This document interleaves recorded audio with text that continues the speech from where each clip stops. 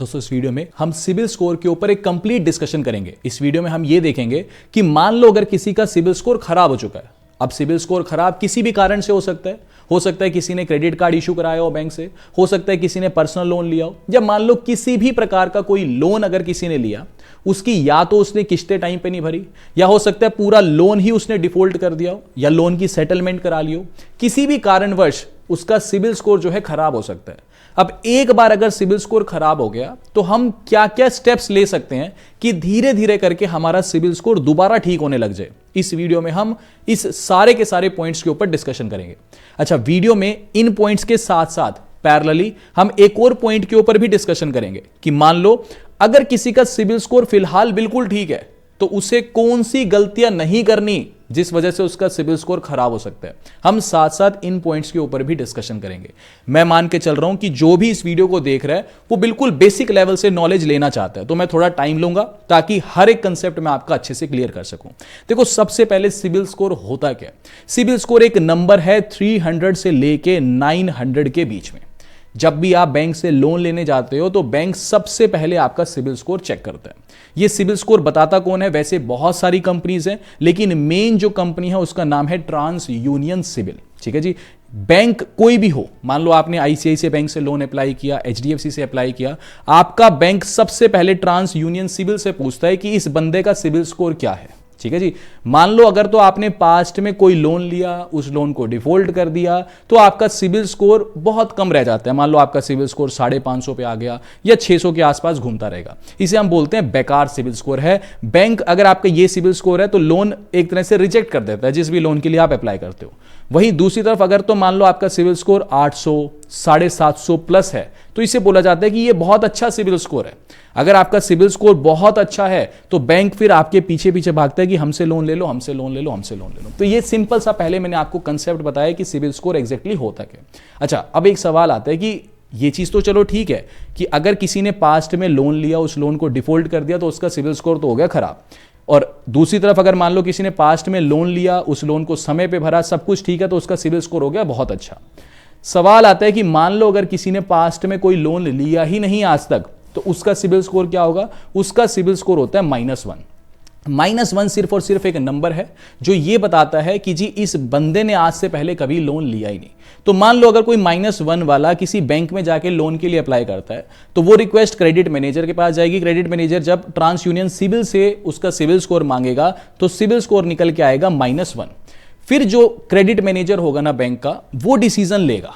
वो ये कहेगा कि यार इसको लोन दूं या ना दूं, वो इस बात पे डिपेंड करेगा कि आपकी उस टाइम पे एक्टिव इनकम कितनी है।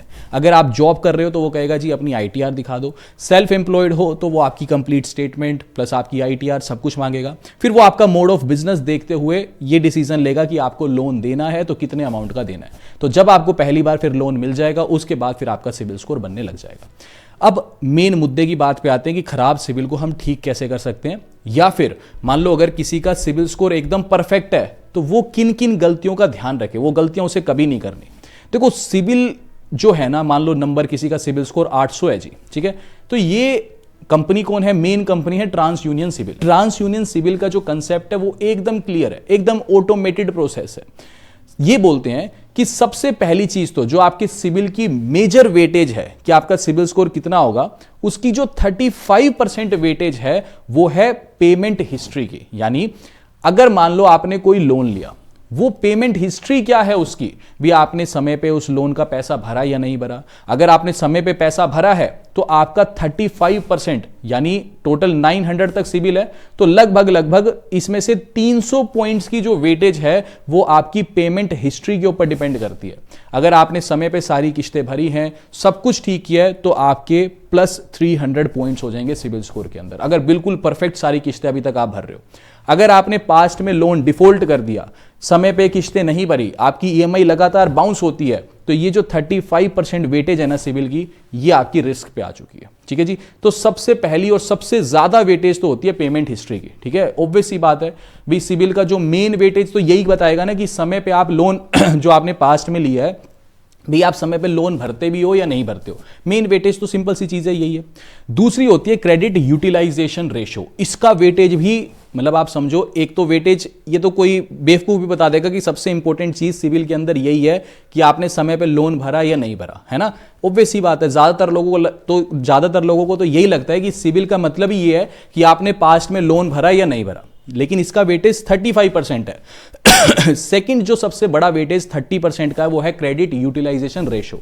जैसे मान लो अगर आपके पास कोई क्रेडिट कार्ड है, इस क्रेडिट कार्ड की जो लिमिट है वो 1 लाख रुपए बैंक ने आपको दे दी, लेकिन आप इसकी लिमिट का 90,000 रुपए, मान लो 1 लाख में से 90,000 रुपए आप क्रेडिट कार्ड का यूज करके रखते हो। भाई बिल जनरेट हुआ, फिर आपने इसको भर दिया, नहीं भरा तो मतलब एक होता है ना टैड कि पूरा 90,000 भर दिया, एक होता है मैड मिनिमम अमाउंट ड्यू, भी इसका 5% है ना, भी 4500 रुपए आपने भर दिया, बस दैट्स इट कि आपका सिविल खराब नहीं हो रहा।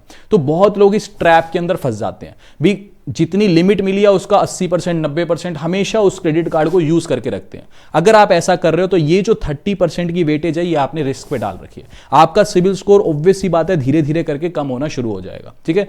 अभी हम उन सारे फैक्टर्स पे आएंगे सिविल को इंप्रूव कैसे करना है, बट पहले मैं बेसिक नॉलेज दे रहा हूं कि सिविल कैलकुलेट होता कैसे है, ठीक है।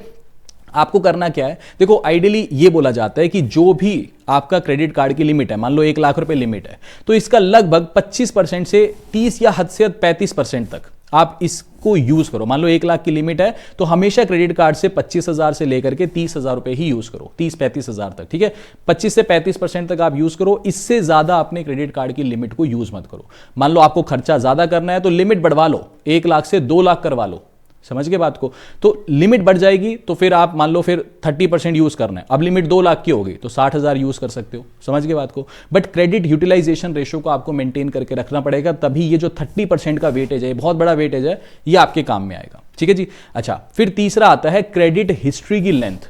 अब ये बार बार क्यों बोला जाता है, काफी लोग क्या करते हैं, मान लो आपके पास कोई क्रेडिट कार्ड है, ये क्रेडिट कार्ड आपने 5 साल पहले लिया था, अब मान लो नया कोई क्रेडिट कार्ड आ गया, उसके फीचर इससे बहुत अच्छे हैं, लोग क्या करते हैं इस क्रेडिट कार्ड को बंद करेंगे और नया क्रेडिट कार्ड इशू करा लेंगे। लेकिन ये गलती कभी भी मत करो, क्योंकि इसका 15% का वेटेज है क्रेडिट हिस्ट्री लेंथ का, समझ गए बात को। रीजन क्या है कि आपकी क्रेडिट हिस्ट्री 5 साल पुरानी दिखाई दे रही है। अगर आपके पास जो पुराना क्रेडिट कार्ड 5 साल पुराना है ना, तो आपकी जो क्रेडिट हिस्ट्री है वो 5 साल पुरानी दिखाई दे रही है, समझ गए बात को। अब आपने इसको बंद कर दिया, नया क्रेडिट कार्ड ले लिया, वो 1 महीने पहले लिया, तो आपकी क्रेडिट हिस्ट्री सिर्फ 1 महीने पुरानी दिखाई दे रही है, समझ गए बात को। मतलब कहने का मतलब कोई ना कोई ऐसा लोन होना चाहिए जो बहुत लंबे समय से आपका चल रहा होना चाहिए, समझ गए, कंटिन्यूअसली। जैसे मान लो होम लोन है, 30 ईयर्स का लोन है, ठीक है, तो लगातार चलता जा रहा है, चलता जा रहा है, चलता जा रहा है, आप उसके पैसे भरते जा रहे हो। मान लो 15 साल से लोन चल रहा है, तो 15 साल की आपकी हिस्ट्री होगी, तो आपका ये जो 15% वाला वेटेज है ये पूरा का पूरा रहेगा, ठीक है। मान लो अगर आपके पास कोई क्रेडिट कार्ड है, ठीक है, अब उसके फीचर्स अच्छे नहीं है, ठीक है, उसको बंद मत कराओ। नया कोई क्रेडिट कार्ड अच्छा ले रहा है, वो नया इशू करा लो, लेकिन पुराना बंद मत कराओ, तो उससे आपका ये जो वेटेज है ना ये चलता रहेगा। अगर मान लो ये चीज ठीक है कि मान लो अगर आप उसकी फीस बहुत ज्यादा भर रहे हो, कोई क्रेडिट कार्ड है आपके पास, उसकी फीस ही मान लो 5,000 रुपए और अननेसेसरी हो चुका है, उस केस में चलो ठीक है आप बंद करा सकते हो। लेकिन मान लो कोई life time free credit card है या उसकी एनुअल फीस सिर्फ 500 रुपए है, तो उस केस में चलने दो, क्या दिक्कत है। आपका क्रेडिट हिस्ट्री की जो लेंथ है वो तो बहुत लंबी है। अच्छा, फिर काफी लोग सवाल करते हैं कि मान लो मैं पुराना क्रेडिट कार्ड बंद करके नया क्रेडिट कार्ड इशू करा लेता हूं और फिर मान लो मैं लोन के लिए अप्लाई करता हूं, किसी नए लोन के लिए अप्लाई करता हूं, तो उस केस में मान लो मैंने आईसीआईसीआई बैंक में अप्लाई किया, तो आईसीआईसीआई बैंक का जो क्रेडिट मैनेजर है, जब वो एक तरह से चेक करेगा मेरा सिविल स्कोर, तो उसको दिखेगा ना कि यार पहले से भी मैं क्रेडिट कार्ड यूज कर रहा हूं, वो मैंने बंद करके नया क्रेडिट कार्ड इशू किया। ठीक बात है, वो आपके क्रेडिट मैनेजर को जरूर दिखेगा, लेकिन जो आपका सिविल स्कोर है वो तो कम हो जाएगा ना। देखो, सिविल स्कोर बनाने वाला कोई नहीं है, ये एक ऑटोमेटेड प्रोसेस है, ठीक है, ये खुद से बनेगा। आपके क्रेडिट मैनेजर को आपका पुराना क्रेडिट कार्ड दिख जाएगा कि आपने इतने टाइम तक यूज किया, उसका कभी डिफॉल्ट नहीं किया, हमेशा टाइम पे पैसा भरा, लेकिन जो सिविल स्कोर आपका 850 होना चाहिए था वो तो गिर के 790 तक आ जाएगा ना। इसीलिए पुराने क्रेडिट कार्ड्स को जितना लंबा चला सको, एक क्रेडिट कार्ड रख लो जो सबसे पुराना है, उसको चलते रहने दो, ठीक है, उसको बंद मत कराया करो। अच्छा, फिर आता है क्रेडिट मिक्स। इसका मतलब है कि आपके पास कितने सिक्योर्ड लोन्स है और कितने अनसिक्योर्ड लोन्स है। सिक्योर्ड लोन जैसे gold loan, car loan, home loan, ये वो लोन होते हैं कि अगर कस्टमर डिफॉल्ट कर दे तो बैंक के पास कोई एसेट है कस्टमर का गिरवी। जैसे home loan, home loan secured asset है, सिक्योर्ड लोन है, क्योंकि अगर कल को कोई होम लोन का डिफॉल्ट करेगा तो बैंक के पास सरफेसाई एक्ट के थ्रू पावर है कि वो उसका घर बेच सकता है। कार लोन भी सिक्योर्ड लोन है, अगर कोई कार लोन का डिफॉल्ट करेगा तो बैंक के पास पावर है कि उसकी गाड़ी कल को एक तरह से अपनी कस्टडी में लेकर के अपना पैसा रिकवर कर सकता है। लेकिन मान लो पर्सनल लोन, क्रेडिट कार्ड, ये अनसिक्योर्ड लोन्स हैं, इसमें बैंक के पास कोई पावर नहीं है। अगर किसी ने डिफॉल्ट कर दिया तो फिर कर दिया, उसका सिबिल ही खराब कर सकता है बैंक, इसके अलावा कोई पावर नहीं है। तो बैंक कहता है जितने ज्यादा सिक्योर्ड लोन्स होंगे उतना सिबिल स्कोर ज्यादा होगा। बहुत ज्यादा अनसिक्योर्ड लोन्स ही ले रखे हैं तो फिर ये 10% के ऊपर इंपैक्ट आएगा। तो मिक्सिंग होनी चाहिए, थोड़े बहुत अनसिक्योर्ड लोन्स, थोड़े बहुत सिक्योर्ड लोन्स। अगर सिर्फ सिक्योर्ड लोन्स हैं तो बहुत अच्छी बात है, लेकिन अगर सिर्फ अनसिक्योर्ड लोन्स हैं तो वो चीज खराब है। फिर न्यू क्रेडिट अप्लाई, बहुत सारी यूट्यूब पे वीडियोस होती हैं कि सिविल ठीक करना है, इस क्रेडिट कार्ड के लिए अप्लाई कर दो, इसके लिए अप्लाई कर दो, इसके लिए अप्लाई कर दो। क्यों करना है यार? अच्छा, बताते भी हैं कि सिर्फ अनसिक्योर्ड क्रेडिट कार्ड्स के लिए अप्लाई कर दो। भाई अप्लाई करो, रिजेक्ट हो गया तो दूसरा अप्लाई करो, ये रिजेक्ट हो गया तो ये अप्लाई करो, ये तो मिल ही जाएगा। बार बार आप अलग अलग जगह अप्लाई करते जा रहे हो, इसको बोला जाता है हार्ड इंक्वायरी। हार्ड इंक्वायरी आपके सिविल स्कोर को खराब करती है, इसका भी 10% का वेटेज है। देखो, एक होती है सॉफ्ट इंक्वायरी, एक होती है हार्ड इंक्वायरी। सॉफ्ट इंक्वायरी होती है कि आप अपना ही सिविल स्कोर बार बार चेक करते हो कि आज कितना होगा, कल कितना होगा, इससे आपका सिविल स्कोर इंपैक्ट नहीं होता। हार्ड इंक्वायरी होती है कि आज मैं पर्सनल लोन के लिए HDFC बैंक में अप्लाई कर रहा हूं, रिजेक्ट हो गया। कल मैं क्रेडिट कार्ड के लिए SBI बैंक में अप्लाई कर रहा हूं, रिजेक्ट हो गया। फिर कहीं और, फिर कहीं और। जब आप अप्लाई करते हो तो बैंक आपका सिविल स्कोर चेक करता है, उसको हार्ड इंक्वायरी बोला जाता है। बार बार लोन रिजेक्ट हो रहे हैं, बार बार क्रेडिट कार्ड रिजेक्ट हो रहा है, तो बैंक को लगता है यार इसको भूख है, इसको भूख है लोन लेने की, इसका जो फाइनेंसिस हैं वो ठीक नहीं है, इसको पैसा अर्जेंट चाहिए ही चाहिए। तो बैंक बोलता है इसको ईगर फॉर क्रेडिट, इसको भूख है क्रेडिट की, तो फिर आपका सिबिल स्कोर डाउन होने लगता है। तो ये काम आपने नहीं करना। अभी तक हमने ये सारे वो स्टेप्स देखे कि अगर किसी का सिबिल स्कोर ठीक है तो इन मुद्दों के ऊपर आपको ध्यान देना बहुत जरूरी है। अब हम उस बात पे आते हैं कि अगर किसी का सिबिल स्कोर खराब हो चुका है, कोई लोन डिफॉल्ट कर चुका है, वो कैसे अपने सिबिल स्कोर को धीरे धीरे ठीक कर सकता है। बट एक रिक्वेस्ट है, अगर अभी तक आपको ये सेशन इंफॉर्मेटिव लग रहा है तो प्लीज वीडियो को लाइक और चैनल को सब्सक्राइब जरूर करना। इसके लिए आपके कुछ पैसे नहीं लगने, बट हमें जो है बहुत ज्यादा मोटिवेशन और सपोर्ट मिलता है आपका। तो प्लीज लाइक और चैनल को सब्सक्राइब जरूर किया करो। चलो अब आगे बढ़ते हैं। देखो, अब एक चीज बताता हूं। ये एक मेरे फ्रेंड है, उन्होंने महिंद्रा फाइनेंस से कार लोन लिया था। ठीक है, आई गेस कार लोन तो 2,10,000 के आसपास का था। खैर उसको छोड़, हाँ ये 2,10,000 रुपए का लोन था। 2016 में लिया था इन्होंने लोन। ठीक है, कुछ टाइम पैसा भरा, फिर इन्होंने 2017 में आकर के ये किस्तें डिफॉल्ट करनी शुरू कर दी।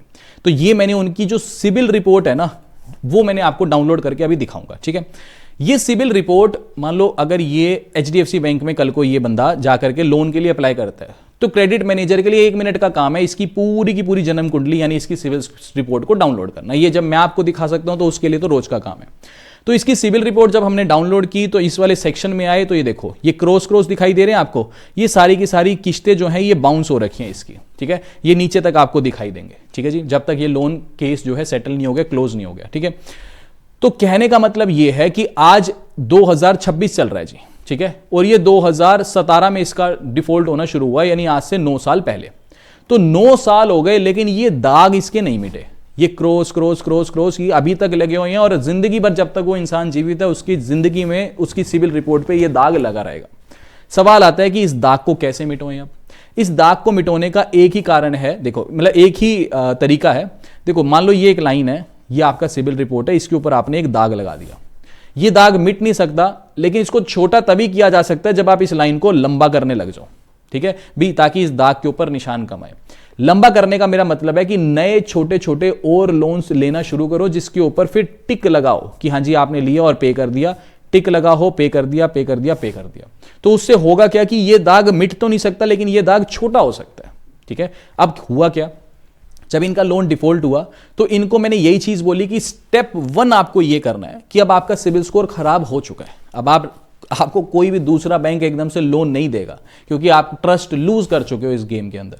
तो स्टेप 1 क्या करना है कि ठीक है, हमें कोई लोन नहीं देगा, लेकिन हमें कोई सिक्योर्ड लोन तो दे सकता है ना। Secured loan in the sense कि सिक्योर्ड क्रेडिट कार्ड तो आप ले सकते हो। सिक्योर्ड क्रेडिट कार्ड होता है कि आप किसी भी बैंक में एक फिक्स डिपॉजिट ओपन करते हो। मान लो आपने 1 लाख रुपए की FD करा ली, इसका 90% यानी 90,000 रुपए की बैंक आपको लिमिट दे देता है उस क्रेडिट कार्ड की। बैंक भी सुरक्षित है, कल को आप क्रेडिट कार्ड का डिफॉल्ट करोगे तो ये FD जो है इसके ऊपर बैंक लीन लगा लेगा और अपना पैसा रिकवर कर लेगा। तो बैंक कभी भी मना नहीं करता सिक्योर्ड क्रेडिट कार्ड के लिए। तो जिनका सिबिल स्कोर खराब हो चुका है उनको कोई भी अनसिक्योर्ड लोन नहीं मिलेगा। अगर मान लो किसी का सिबिल स्कोर खराब हो गया, वो बैंक में जाके कहते हैं कि मेरे को पर्सनल लोन दे दो, मेरे को नया क्रेडिट कार्ड दे दो, तो कोई भी बैंक नहीं देने वाला। क्यों? क्योंकि बैंक को पता है कि ये पहले से ही डिफॉल्टर है, इसको भाई बैंक पागल है क्या दोबारा आप किसी को लोन देगा जो डिफॉल्ट कर चुका है।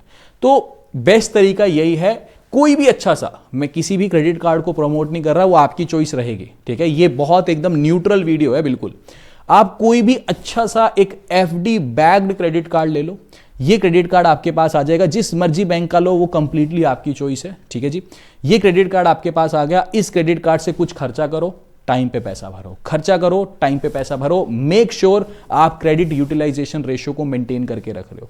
यानी अगर आपको 1 लाख रुपए की आपने एफडी कराई, 90,000 रुपए की आपको लिमिट मिल गई, तो इसका लगभग 30% तक ही आप यूज करो, यानी ये हो गया 27,000। तो 27,000 रुपए से ज्यादा आप मत खर्च करो।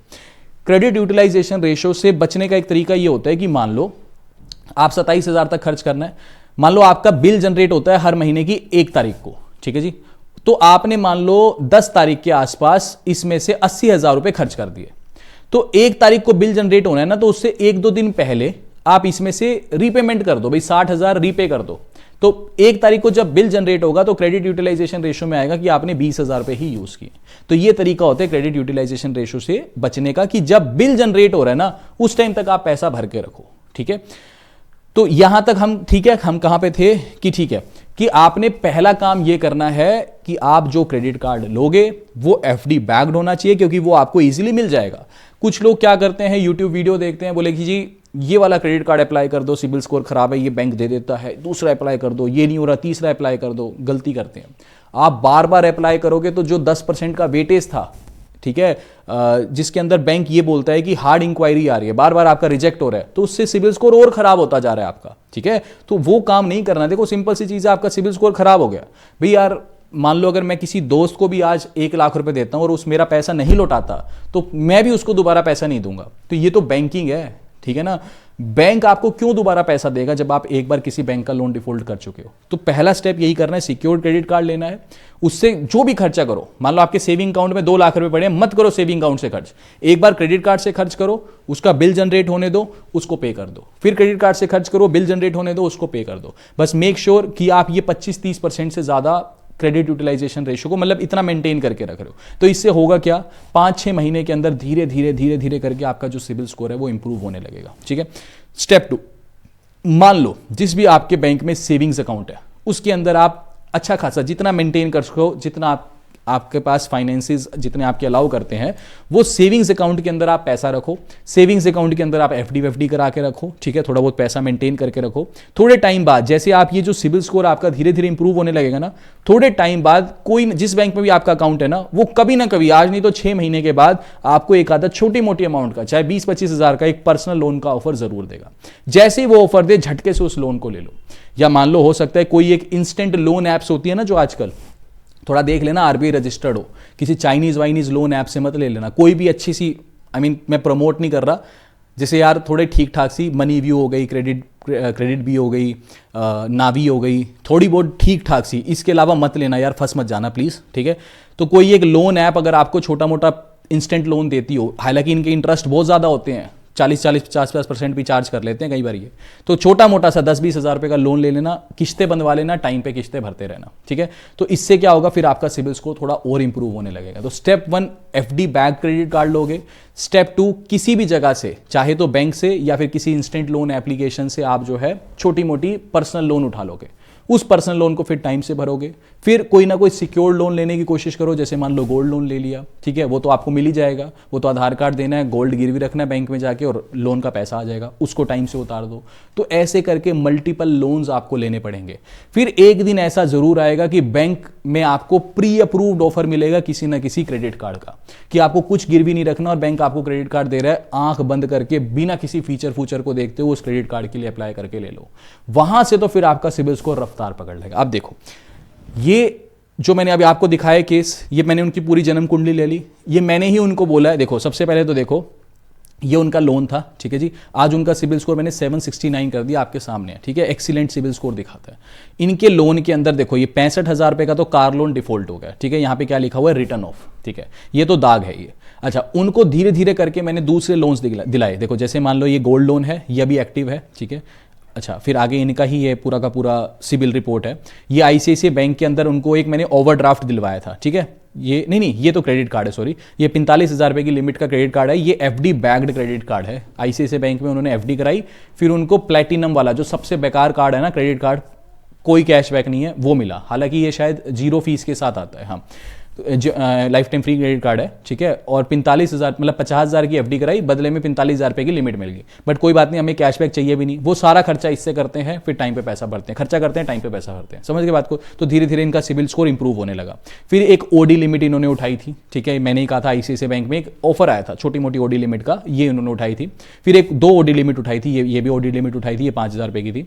फिर ये गोल्ड लोन, उनको खैर फैमिली में जरूरत थी तो गोल्ड लोन उन्होंने ले लिया था 10,63,000 रुपये का, ये टाइम से भर दिया। फिर ये एक और ओडी लिमिट है 90,000 रुपये की, ये उठाई थी, फिर ये क्लोज हो गई थी, ठीक है, पैसा भर दिया था। ओडी लिमिट, हाँ ओडी लिमिट उठाई। फिर ये पर्सनल लोन का ऑफर आ गया था उनको, उनके पास आईसीआईसीआई बैंक से 3,17,000 रुपये का। ये 12 महीनों के लिए मैंने उनको बोला था कि 12 महीनों के लिए ले लो और समय पे सारी की सारी किस्तें भरते रहना। शायद 28,000 रुपये की किस्त आई थी। फिर ये एयू स्मॉल फाइनेंस बैंक से उनको 25,000 रुपये का पर्सनल लोन का ऑफर आया। फिर ये ओडी लिमिट क्लोज्ड है। फिर ये क्रेजी बी यानी क्रेडिट बी से उन्होंने 80,000 रुपये की पर्सनल लोन उठाया जस्ट सिबिल स्कोर को ठीक करने के लिए, ये वही दोबारा दिखा रहा है। फिर ये 28,000 रुपये का उठाया, 1,12,000 रुपये का ये पूना वाला से उठाया। फिर बजाज फिनसर्व से 20,000 उठाया। फिर ये 1,05,000, फिर ये 16,000, ठीक है।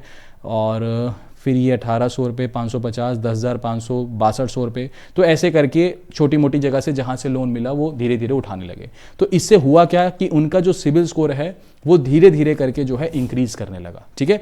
अब देखो एक चीज़ समझो, जब भी मान लो किसी भी लोन की, जब आप सिबिल वाले में सेक्शन में जाओगे ना, ठीक है, ट्रांस यूनियन सिबिल पे, और मान लो अपनी सिबिल रिपोर्ट डाउनलोड करते हो, तो आपका जो भी लोन है उस पर सब कुछ आ जाएगा। जैसे देखो इसकी 3 किस्तें थी, तो इसने तीनों किस्तें पे दिखा रहा है कि टाइम से भरी हुई है। तो कहने का मतलब वही चीज़ है कि जो भी आपके पास लोन है समय पे भरोगे तो टिक लगते रहेंगे। जैसे ये महिंद्रा फाइनेंस वाला, एक सेकेंड, नहीं ये तो दूसरे लोन है, ये आईसीआईसीआई बैंक के, देखो ये सारी की सारी दिख रही है आपको, सारे के सारे ओन पेड ऑन टाइम, ये देखो ये पेड ऑन टाइम सारे का सारा, ठीक है। अच्छा, अब जहां पे भर रहे हो वो टाइम पे टिक दिखता रहेगा, जो नहीं भर रहे हो वहां क्रॉस दिखता रहेगा। देखो ये महिंद्रा फाइनेंस का जो कार लोन है क्रॉस दिखता रहेगा। तो कहने का मतलब पूरी जन्म कुंडली आ जाती है आपके क्रेडिट मैनेजर के पास, पूरी जन्म कुंडली आ जाती है। उस दाग को छुपाना है, या क्रेडिट मैनेजर कहता है कि यार ठीक है चलो कोई नहीं, पुराना लोन है। देखो अगर आपका डिफॉल्ट जो है वो 7 साल पुराना है, विद इन 7 ईयर्स है, तो वो इंपैक्ट ज्यादा डालता है। एक बार आपका डिफॉल्ट 7 साल से ज्यादा हो गया, ठीक है, मान लो जैसे अब इनका डिफॉल्ट था, इनका डिफॉल्ट 2017 से शुरू हुआ, आज 9 साल हो चुके हैं, तो उसका इंपैक्ट धीरे धीरे करके कम होना शुरू हो गया। रीजन बीइंग कि उन्होंने नए लोन्स लेने शुरू कर दिए। अच्छा, इन्होंने जो नए लोन लिए, ऐसा नहीं कि धड़ल्ले से इधर इधर से जहां से मिला फटाफट फटाफट बहुत ज्यादा लोन उठा लिए। बहुत ज्यादा लोन, मान लो आप सिक्योर्ड लोन्स भी ना, मान लो इस बैंक में भी एफडी करा के क्रेडिट कार्ड ले लूं, दूसरे बैंक में भी एफडी करा के क्रेडिट कार्ड ले लूं, बहुत ज्यादा लोन्स भी शुरू कर दोगे तब भी सिविल स्कोर खराब होगा। एक पर्सनल लोन मिला, ले लो, पहले उसको उतरने दो, फिर दूसरा पर्सनल लोन लेना। मान लो कई बार क्या होता है कि आपका बैंक भी पर्सनल लोन दे रहा है 25-30 हजार का, ठीक है, छोटा मोटा, कोई दूसरी लोन ऐप भी दे रही है, तो आप ऐसा मत करो इधर से भी ले लो उधर से भी ले लो, कहीं से ले लो। ज्यादा लोन उठाओगे वो भी रिस्की लगता है क्रेडिट मैनेजर को, उससे भी आपका सिबिल स्कोर खराब होता है। तो कहने का मतलब एक आधी जगह से लोन मिल रहा है, उठा लो, उसके बाद पहले वो कंप्लीट उतरने दो जितनी उसकी किस्तें बनाई है, फिर सेकंड लोन के लिए देख लेना, ठीक है। थोड़ा बहुत इंटरेस्ट रेट भी देख लेना, पता लगे 40-40, 50-50, 60-60% पे लोन उठा के बैठ गए, वो काम मत करना। जहां से सेंसिबल तरीके से मिले वहीं से ही लेना, ठीक है ना। अच्छा, तो ये सारी की सारी चीज़ें थी। खैर, सबसे पहला मैंने आपको बता दिया, एक रिकैप देख लेते हैं। सिक्योर क्रेडिट कार्ड, पहला तो काम है सिक्योर क्रेडिट कार्ड लो। दूसरा काम है अपनी क्रेडिट यूटिलाइजेशन रेशो को मेंटेन करके रखो। तीसरा काम है कि छोटे मोटे या तो कोई लोन ऐप से लोन ले लो, या किसी बैंक से अगर आपको प्री अप्रूव्ड लोन आ रहा है तो वहाँ से उठा लो। कई बार होता है कि जैसे अमेजोन, फ्लिपकार्ट, इनके पे लेटर अकाउंट्स होते हैं, यहाँ से भी मिल जाए तो वो भी उठा लो। तो ये छोटा मोटा करके इनको टाइम से भरो। मान लो किसी को 5 लाख का लोन ऑफर आ जाए बाई चांस, तो सिविल स्कोर ठीक करने के लिए पूरा 5 लाख मत उठाना। पता लगे कि 40% पे या 35% पे 5 लाख आ गया, फिर ब्याज देते देते ही डेट ट्रैप में फंस जाओगे।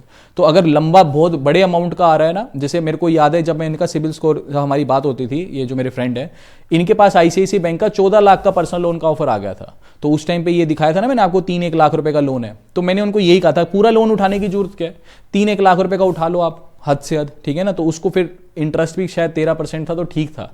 तो उन्होंने फिर अमाउंट उठा के इसकी एफडी करा दी थी, ठीक है। एफडी होगी तो यहाँ से भी इंटरेस्ट आने लग गया, तो एटलीस्ट यहाँ पे 6-7% तो इंटरेस्ट था ही उस टाइम पे।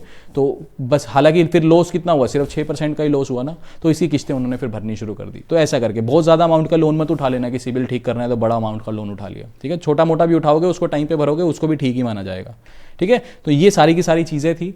तो बाकी ठीक है, अगर इन केस फिर भी कुछ डाउट है तो प्लीज़ कमेंट करके आप पूछो। और अगर सेशन इन्फॉर्मेटिव लगा तो प्लीज़ रिक्वेस्ट है मेरी आपसे, अगर आपने कुछ नया सीखा है, कुछ नया ज्ञान आपको मिला है, आपका कुछ बेनिफिट हुआ है, तो प्लीज़ वीडियो को लाइक और चैनल को सब्सक्राइब जरूर करना। बाकी मिलते हैं आपसे अगली वीडियो में। अभी के लिए this is end of the video. Thanks for listening and thank you all.